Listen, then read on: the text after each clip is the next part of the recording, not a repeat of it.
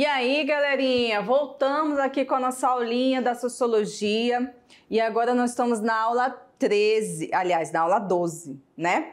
A aula de hoje ainda é sobre as instituições sociais, só que hoje a gente vai aprofundar ainda mais sobre os agentes, né, da socialização, os agentes do controle social, né, essas instituições que são tão importantes para a vida do indivíduo, desde o seu nascimento até lá, quando ele estiver velhinho, ele ainda continua, né, nesse processo de instituições, nesse processo de socialização.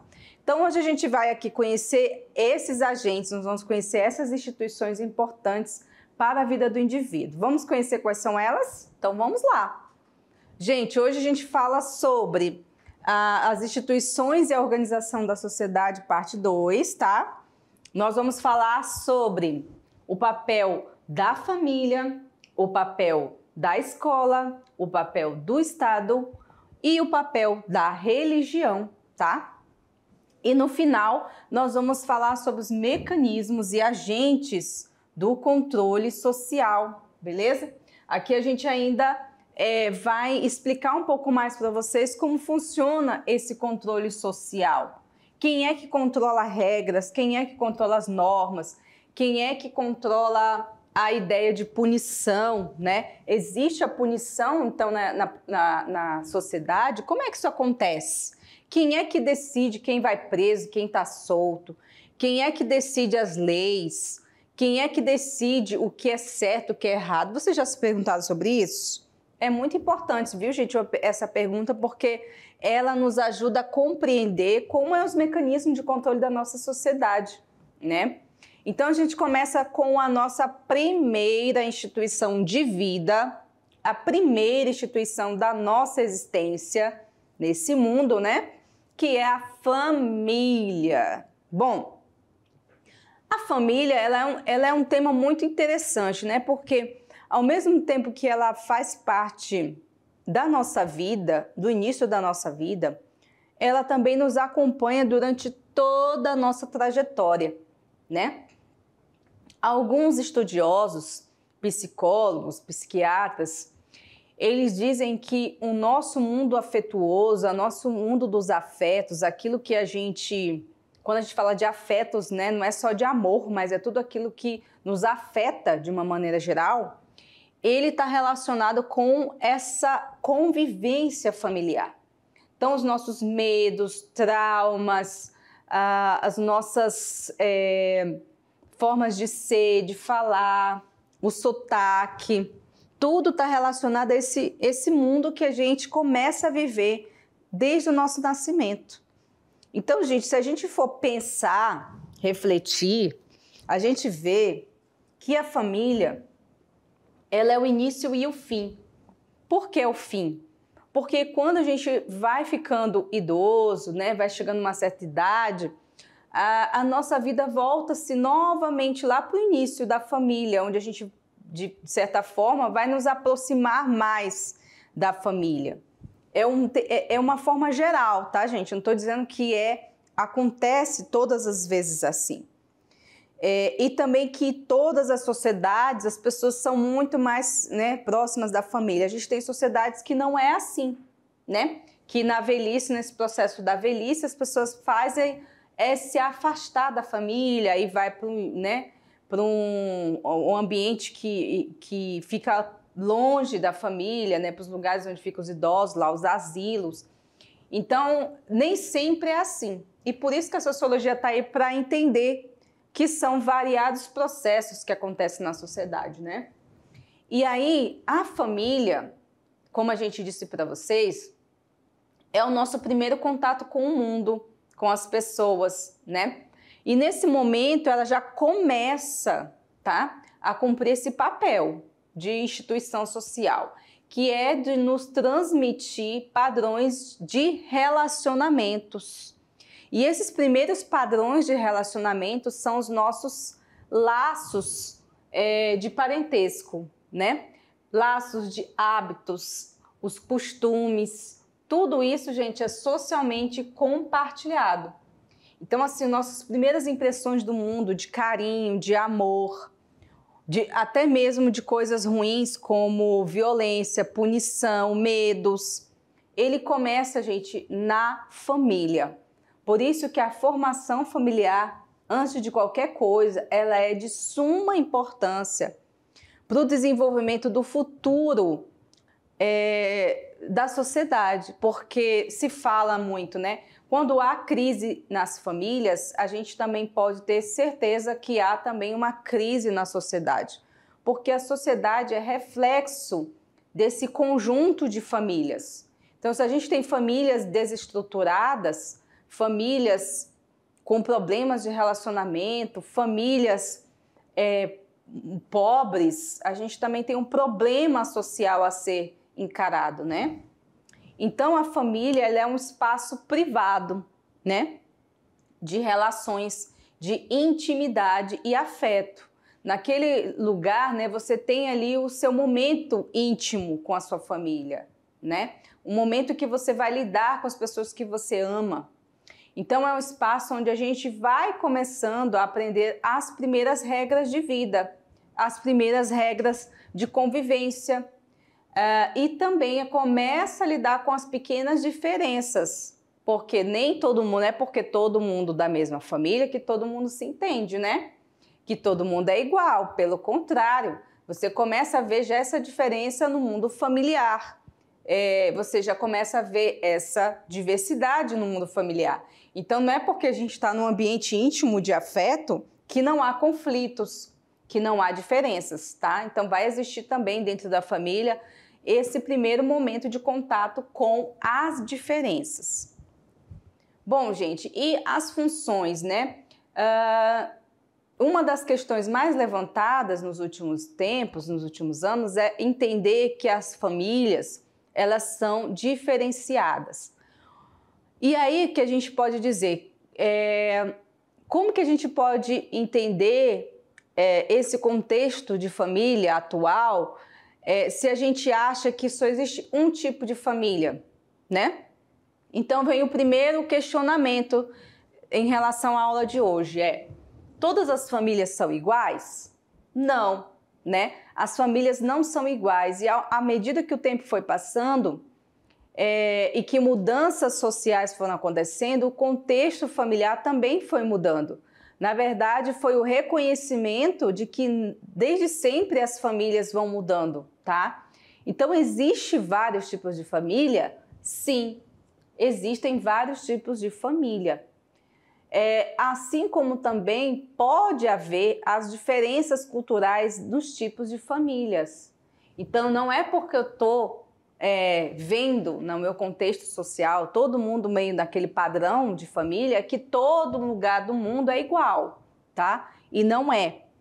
E nem em relação ao contexto histórico, né? O contexto da família do século XV é diferente do contexto da família de hoje, que pode ser diferente das famílias no Oriente Médio, que são famílias bem numerosas. Aqui na nossa região, já América, a gente já teve uma redução no número de pessoas, né? De pessoas que nascem, as famílias têm se formado com menos filhos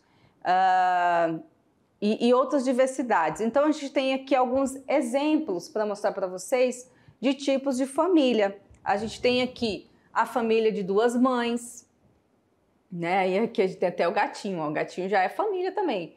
Duas mães com filho. Nós temos famílias de um pai e uma mãe e as crianças, que é o mais comum, né? A gente chama até a família padrão. Nós temos as famílias apenas lideradas pela mãe, né? E por N motivos, tá, gente? Nós temos N motivos de acontecer isso. Pode ser mãe solteira, pode ser problemas de divórcio, separações, de viuvez. Várias situações podem levar a famílias de uma só pessoa responsável por ela, que pode ser uma mãe ou um pai. Há famílias de dois pais e há famílias de avós, avô e tio. Muitas vezes são crianças criadas pelos avós, por também N motivos, tá? Podem ser pela morte de alguém da família, ou que a própria pessoa se dispôs a dar o filho para os avós criarem. Então, gente, há diversos tipos de família, tá? E não existe família perfeita. Todas as famílias têm problemas, todas as famílias têm desafios. Todos os filhos de qualquer tipo de família vai ter os seus problemas, gente. Então não existe um tipo de família ideal. Existem famílias. O que mais tem que se levar em conta é o grau de interação, de integração, de amor, né? Tem até o final aqui do cartaz que diz o seguinte: as crianças podem ter mais de uma mãe, podem ter madrastas, padrastos, podem ter coparentalidade, ou seja, vários parentes que fazem parte daquela casa, né? Podem ser mães, famílias alargadas, pais e avós, podem ser criados, né, até mesmo pelos tios, por irmãos, famílias onde não tem pai nem mãe, então só tem irmãos. Tem famílias reconstituídas, famílias reestruturadas, famílias adotivas e as famílias de acolhimento, né? Então, existe sim um variado tipo de família, né, que é determinada muito mais pela qualidade das relações parentais e não exatamente pela estrutura das famílias. Não é relacionada a quantas pessoas tem. Mas o que é principal na constituição das famílias é o que a gente chama de amor. Então, é o amor que rege isso, né? É a proximidade, a preocupação de querer ver aquelas pessoas bem, né? E aí, o que nós podemos aprender com as funções da família? Uma das funções da família é a função biológica, tá? Que seria então essa função biológica?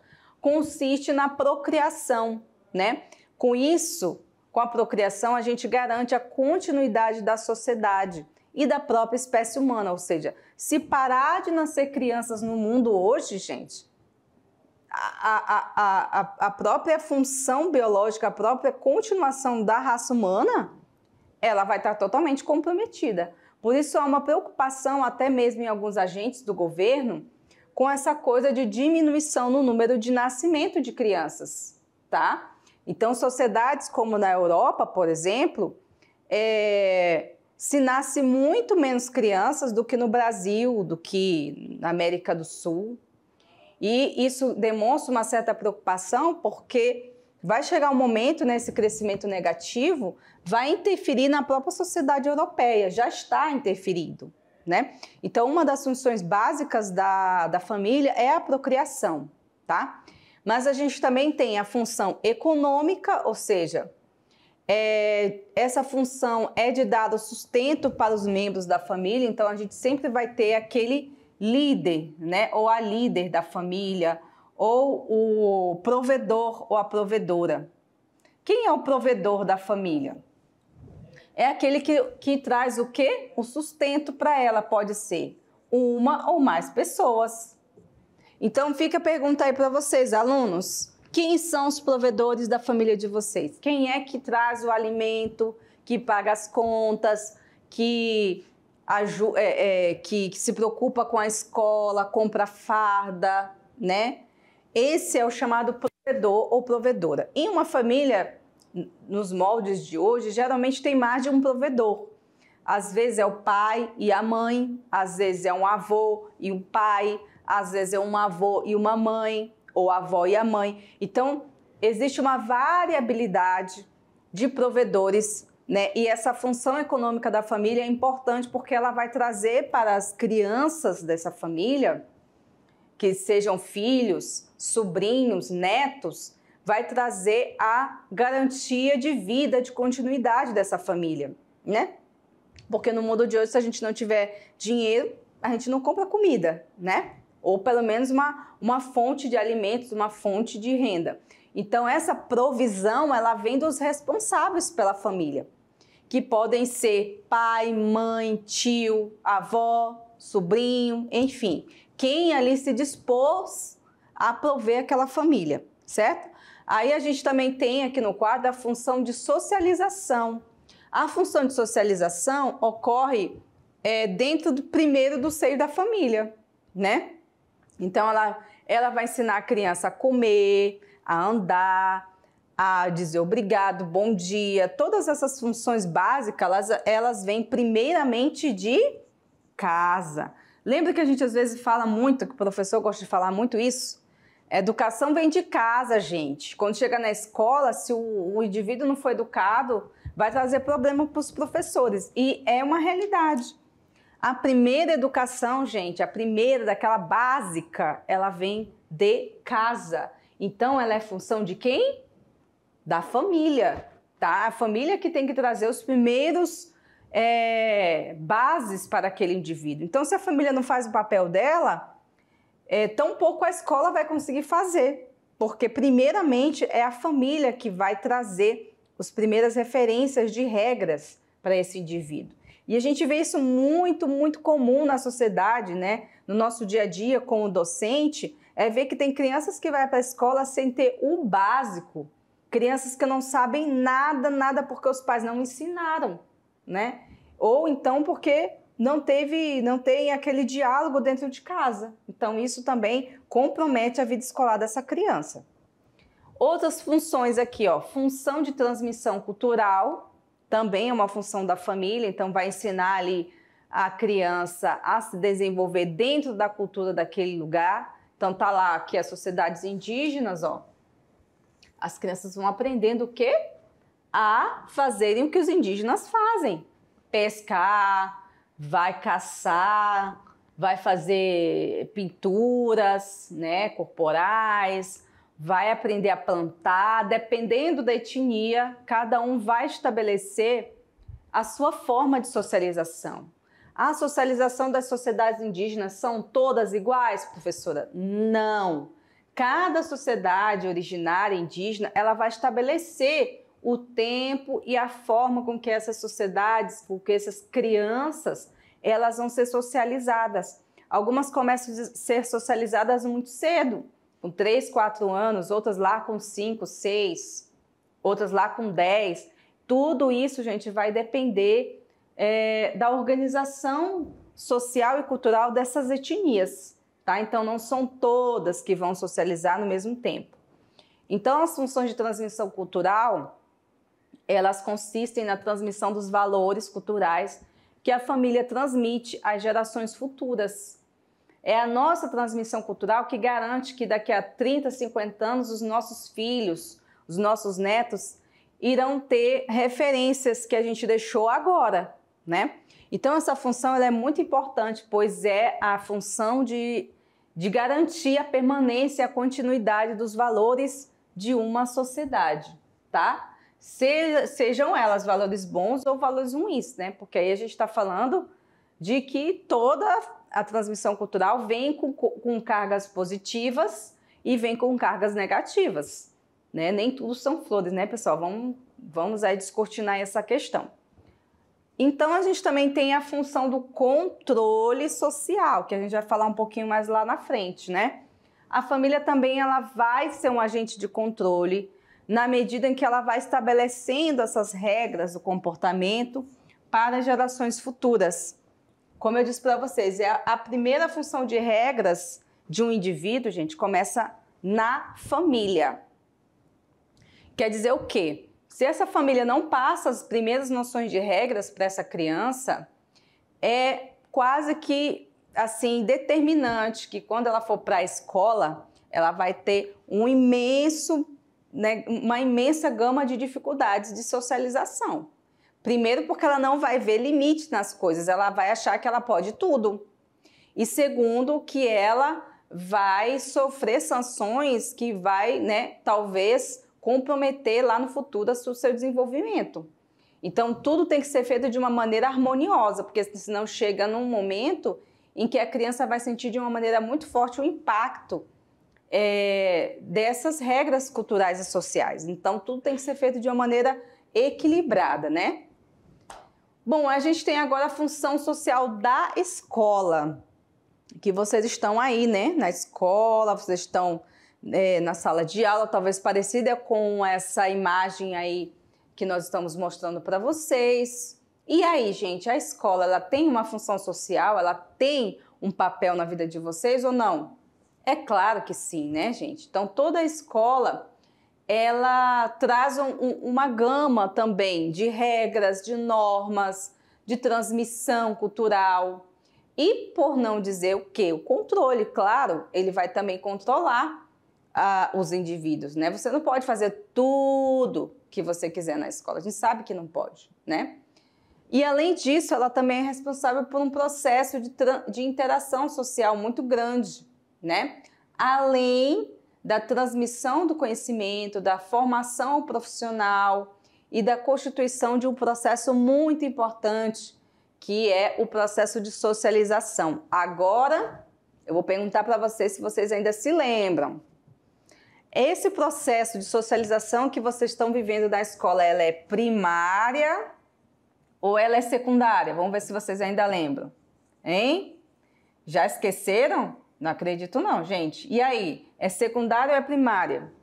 Já vou responder para vocês, é secundária, tá? Esse é um processo secundário de socialização, porque você já passou pelo primeiro, que é o lá da família, né? O primeiro momento lá dos afetos. Então, a socialização da escola, ela é uma socialização secundária, tá? Só lembrando para vocês aí que com certeza já devem ter esquecido, né?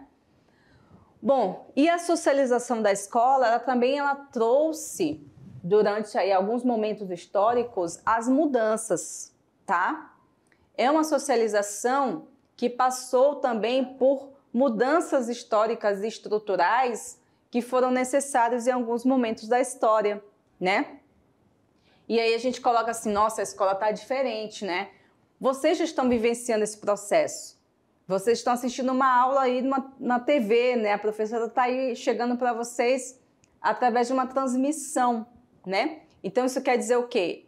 Que o ensino também passa pelas mudanças. Então, aqui a gente já existe em várias partes do mundo o ensino híbrido, né? Que passou a fazer parte da realidade da escola pública, principalmente após a quarentena, após a crise, né? Aí a pandemia do Covid-19. Querendo ou não, isso mudou muita coisa para a escola, mudou muita coisa para vocês, né? Mudou muita coisa para a sociedade. Então, a escola também passa pelos processos de mudança e isso leva a novas necessidades. Com certeza, vocês terão novos desafios de terem mais autonomia no estudo, né? Vocês terão novas questões para serem enfrentadas, vocês terão que ter mais contato com a tecnologia, então isso leva vocês a necessidades diferentes de alunos, sei lá, de 50 anos atrás, tá? Então isso é bem interessante também para vocês refletirem. E agora a gente vai para uma outra instituição muito importante, né, que é o Estado. O Estado é uma instituição importante, é uma instituição social que tem um peso muito grande na vida do indivíduo, né? E quem é o Estado? O que o Estado traz de contribuição ou mesmo de controle social? Bom, galera, então vamos aqui ler comigo, né? O Estado é uma instituição social que pode ser definida como uma entidade política. Gravem isso daí porque é importante, tá? Ela é uma entidade política caracterizada por um povo, um território e um governo, né? Então, para se ter um nome de Estado, gente, primeiramente ela precisa ter um povo, né? Um povo aonde? Em um território. Então, aqui a gente tem, por exemplo, o território do Brasil. Não é quadrado assim, tá, gente? Mas eu só estou fazendo aqui para mostrar para vocês. Dentro desse território brasileiro, a gente tem um povo, né? O povo brasileiro. E aí, para se chamar Estado, a gente também tem que ter o governo. Então, de 4 em 4 anos a gente elege um governo, né? E aí essa classe política que determina as regras, normas, mudam Constituição dentro de um Estado, tá? Então, essa questão do Estado ela é interessante porque ela tem um monopólio do direito do uso da força, né? E também a legitimidade para legislar sobre os direitos e os deveres das pessoas. Então, o que a gente tem dentro do Estado, por exemplo, que tem o poder de fazer o controle social é a polícia. A polícia é um instrumento do Estado, tá? E ela tem o uso da força, ela tem o legítimo uso da força para manter a ordem. Nós temos também, por exemplo, as Forças Armadas. As Forças Armadas também são um instrumento do Estado, que é utilizado, né, para trazer a ordem, para trazer a soberania nacional, para uma série de coisas, né? E aí o Estado também tem outras questões também a serem colocadas, que é as funções. A função do Estado é manter a ordem, a manutenção e a promoção do bem-estar social, e precisa também ser soberano. Então, o Estado que começa a ser atacado, dominado por outras forças políticas ou por outros países, ele vai perdendo a sua soberania, né? E aí, em algum momento, ele pode até deixar de ser Estado, tá? Foi o que aconteceu em alguns momentos históricos de Estados anexados, ou seja, Estados que foram dominados por outros países, né, por outros Estados, e que perderam a sua soberania. Eu acho que o último que a gente vivenciou agora há pouco tempo é a Crimeia, né? E nós estamos vivendo agora um momento de transição aí que nós não sabemos como vai finalizar esse processo, que é um processo de dominação aí da Rússia com a Ucrânia.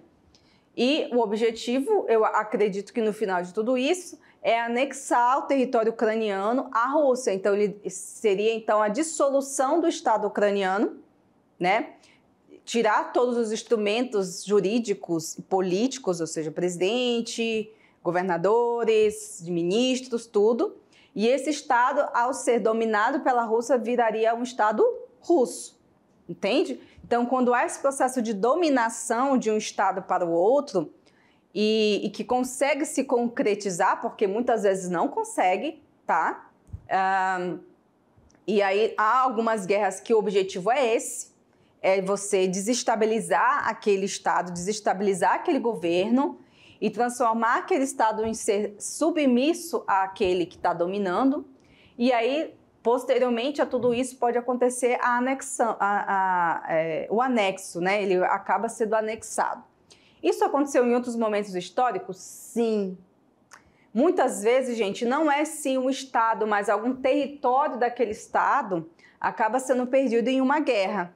E aí aquele território acaba virando anexo de outro Estado. Aconteceu aqui na América do Sul, em guerras na Bolívia, Paraguai, Chile, né, no Brasil. O Brasil, por exemplo, anexou o território que hoje é o Acre, que era boliviano, todo aquele território do Acre ali era a Bolívia. E aí, numa situação ali, aconteceu um conflito e o Brasil anexou, mediante a um acordo entre os dois países, anexou o Acre ao Brasil. Né? Não precisou de uma guerra, graças a Deus, né? E aí conseguiu trazer... Houve alguns conflitos, mas guerra mesmo, não. E aí a gente trouxe, então, o Acre como território brasileiro hoje. Então, algumas guerras acontecem para a dominação territorial, para aquele território passar a ser daquele país. Não são todas as guerras que têm esse objetivo, mas algumas são para isso, tá? A gente chama aí na geopolítica de dominação territorial, beleza? Voltando aqui para o nosso slide, o judiciário, gente, ou a parte ali onde a gente vai julgar as leis, também é parte do Estado. Então, o judiciário, o STF... o STJ, todas as instituições que julgam leis, que vão julgar e vão decidir sobre muitas coisas que vão afetar a nossa vida, também fazem parte do Estado, ok? Agora a gente vai para a última dessa aula de hoje, né? A última instituição, que é a religião. Gente, a religião ela é tão importante para a nossa análise das instituições, porque ela foi uma instituição muito dominante em um momento histórico do mundo. E em alguns lugares do mundo, gente, o Estado ele é regido pelas instituições religiosas. Ainda assim, né? O califado, que é um tipo de Estado, que não faz parte da nossa realidade, né? O califado ele é um tipo de Estado regido pela religião. E sabe qual é a religião? É islâmica. Então, existe ainda uma dominação muito grande na sociedade a partir dessa instituição, né? A religião, ela também atua como uma instituição social e muito forte, né? Ela é uma das instituições mais universais da humanidade. E as crenças, práticas religiosas adotadas por seus seguidores são extremamente variadas, vai de A a Z, viu, galera? Claro que a gente tem as religiões mais dominantes e temos as religiões não dominantes, aquelas que são menores, aquelas que têm menos seguidores, membros, fiéis, né? Alguma coisa assim, que tem essa nomenclatura. Mas existe uma infinidade de crenças no mundo, gente. Desde as mais antigas, históricas, até as mais recentes e modernas, né?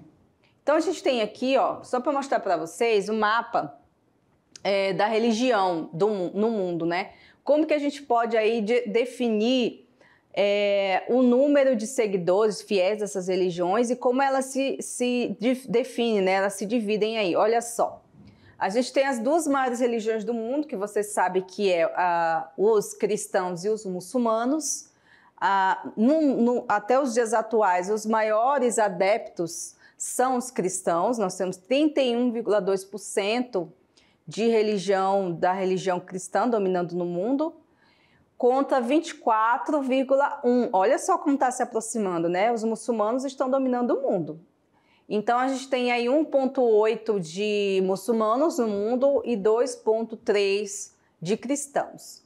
E aí, logo depois, nós temos os hinduístas. As religiões hindu, elas representam 15,1% dos fiéis no mundo, né? Então, são as três religiões mais marcantes, né?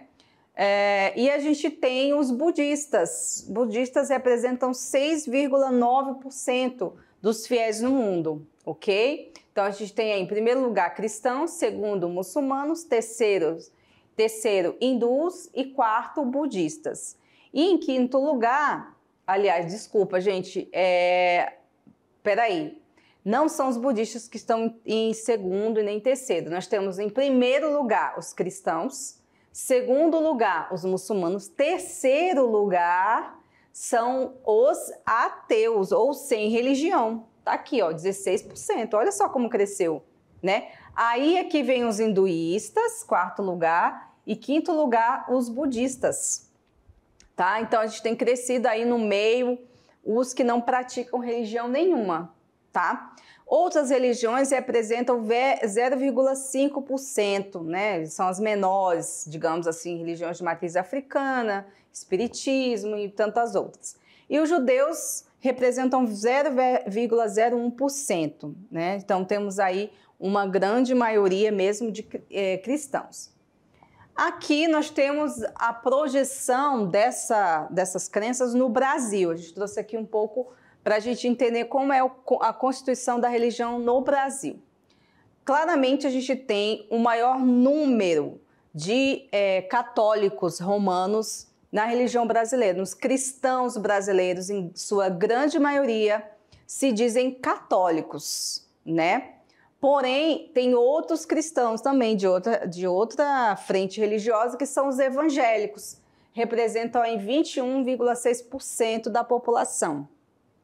Então, a gente tem 65,1% de católicos e 21,6% de evangélicos. Somando esses dois, que são os maiores, nós temos 86,7% de cristãos no Brasil. Então, gente, a grande maioria esmagadora no Brasil são cristãos, professam a religião cristã, né? E aí, a gente tem 7,9%, né? Segundo lugar, são aqueles que não praticam nenhum nem outro, não se dizem praticantes de nenhuma religião. E temos aí 2,2% de espíritas e outras religiões diferentes, né? Menores, como a Umbanda e o Candomblé, significam 0,5%, outros 4,4% e não declarou 0,2%. Então, a gente tem uma imensa, esmagadora maioria de cristãos, só que entre esses cristãos ainda temos mais católicos. Esse cenário está mudando, gente? Está mudando, tá? O número de evangélicos no Brasil tem crescido muito. Então, pode ser que daqui a alguns anos, né, esse parâmetro com certeza irá mudar. E a gente vai trazer para vocês, tá? As atualizações. Então, é isso, gente. Agora a gente vai para a última parte da nossa aula de hoje, que é o controle social. Toda a sociedade, gente, independente dela ser antiga, ou ela é uma sociedade indígena, ou ela é uma sociedade maior ou menor, ela vai ter os seus agentes de controle social, tá? Então, como é que isso acontece? Como eu disse para vocês aqui, ó, em qualquer sociedade há sim a previsibilidade de comportamentos e expectativas sociais, né, através das normas. Então tem as normas formais, que vêm através das leis, e as normas informais, que são através das regras e conduta que são amplamente aceitas socialmente. Embora não regulamentadas, elas também servem de condição para as pessoas serem mantidas na ordem social. Não necessariamente é uma ordem que está na lei, mas tem muita coisa, gente, que a gente sabe que não pode fazer e sabe que aquilo não é aceito socialmente. No mundo de hoje, até uma declaração, até uma piada, até um comentário pode ser feito de uma maneira ofensiva e pode gerar para você várias consequências, tá? Então, comportamentos hoje que antes eram aceitos como algo normal, hoje não são. Principalmente piadas homofóbicas, racismo, né? Então, uma série de comportamentos que hoje são vistos como algo totalmente reprovável, que não necessariamente estão nas leis. Isso aqui já está, né? O racismo e a homofobia. Mas outros comportamentos, né? Ainda não foram vistos como algo que precisa estar na lei. Mas, informalmente, a gente sabe que é errado, né? Bom, e o controle social, ele compreende esses mecanismos que identificam, que delimitam ações e interações sociais, seguindo os parâmetros previsíveis incorporados pelos indivíduos na sua socialização. Então, as pessoas vão observar você, o seu comportamento. Então, você é vigiado o tempo todo e ao mesmo tempo que você também vigia as pessoas. Então, esse comportamento, ele é um comportamento tanto de interação de vigilâncias como de autovigilância. Você mesmo vai ficar ali se observando para saber se você está seguindo os padrões daquela sociedade, né? E para isso, gente, existem os mecanismos de controle social. Então, o mecanismo, ele vai te dar o limite até onde você pode ir.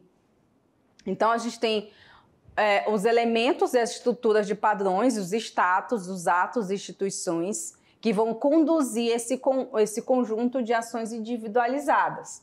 E nesses mecanismos de controle social, a gente tem os legais e os sociais. Então, a gente tem os legais quando estão muito claramente postos em formas de lei, e os sociais, que existem quando há uma norma social coletiva, mas sem previsão legal. Foi o que eu acabei de falar para vocês. Nem todo comportamento errado ou certo está na lei, mas você sabe que, socialmente falando, isso é aceito ou não, né? Você acaba aprendendo isso também.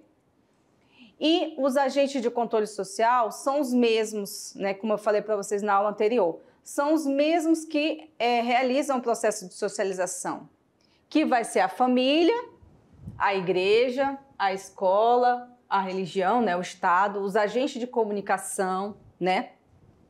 Eles que vão transmitir e vão adequando o comportamento de cada pessoa nesse processo de integração. Ou seja, ao longo da nossa vida, a gente vai tendo que aprender a ser aceito pela sociedade e visto como normal para ela, né? Então, gente, tá aí as referências da nossa aula de hoje. Espero que vocês tenham gostado. A gente tá aí caminhando para a nossa finalização já, para as nossas avaliações da primeira unidade, tá? Então, a gente vai continuar aqui na segunda unidade ainda sobre esse tema, tá? Aguardo vocês na próxima aula, que vai ser de revisão e correção da atividade. Então, tá. Até mais!